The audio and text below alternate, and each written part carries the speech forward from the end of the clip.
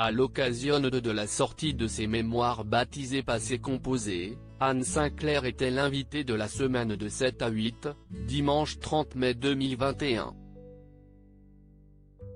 Elle a notamment évoqué le couple qu'elle a formé avec Dominique Strauss-Kahn et l'affaire du Sofitel.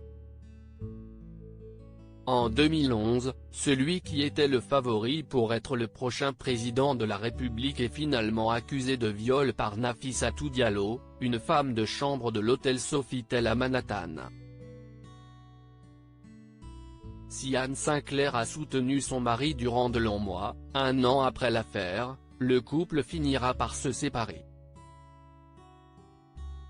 Alors qu'elle revient sur cette affaire dans son livre, la journaliste a assuré, sur TF1, le faire de la manière la plus pudique et honnête, sans raconter des faits ou des échanges. Étourdie et déboussolée par cette affaire, Anne Sinclair a tout de même choisi de rester auprès de Dominique Strauss-Kahn. La raison, on ne quitte pas un homme à terre, a-t-elle assuré. Audrey Crespo-Mara a ensuite voulu savoir si l'ancienne présentatrice de 7 sur 7 se sentait sous l'emprise de son mari. Je ne sais pas si est de l'emprise, en tout cas, c'était sûrement aussi de mon fait, pas que du sien. Je supportais mal les conflits, si est un peu ça que j'appelle l'emprise.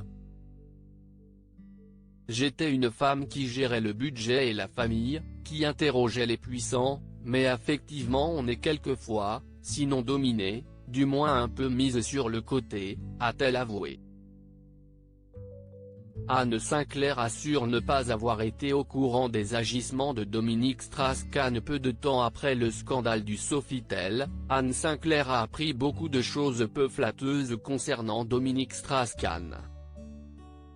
J'étais dans le déni, a-t-elle déclaré dans un premier temps. Avant d'assurer qu'elle ne savait rien des agissements de l'homme politique. Et même si ça semble étrange, je vous assure que si est vrai, je ne savais rien. Ça doit s'appeler le déni, quand on refuse de voir, et j'ai évidemment refusé de voir, mais avec toute la bonne foi du monde. Je sais que ça peut me faire passer pour une sombre idiote, mais si est ma vérité.